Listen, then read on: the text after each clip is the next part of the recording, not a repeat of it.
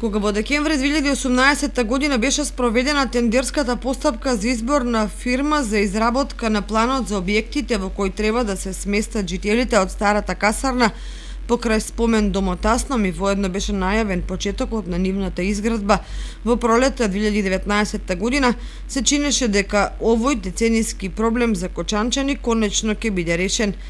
Дури беше договорено да се поднесе апликација за финансирање на овој проект со пари од државата преку стратегијата за ромски прашања.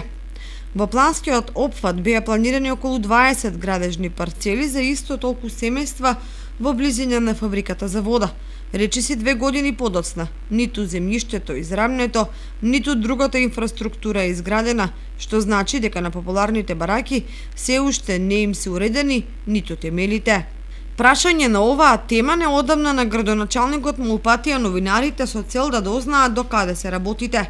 Како приоритетна задача во локалната самоуправа си земав да направиме детален урбанистички план, односно урбанистички план надвор од населено место, да најдеме локација каде ќе изградиме куќички, да направиме како локална самоуправа проект за сместување, значи ние ги имаме и едно што направивме, значи уште со моето доаѓање на чело на локалната самоуправа, направивме попис, записник, стои дека таму се сместени 24 семејства и од тие причини ние бараме решение за 24 семејства, иако меѓувремено дел од тие најдоа решение во социјалната зграда која и се веќе вселени во новата социјална зграда. Меѓутоа, добар дел од или поголем дел од жителите на касарната се таму и ние обезбедивме, значи направивме и документација, направивме и проект, обезбедивме и средства. Инаку, според проектот, предвидено е градежните парцели да се со површина од околу 380 метри квадратни,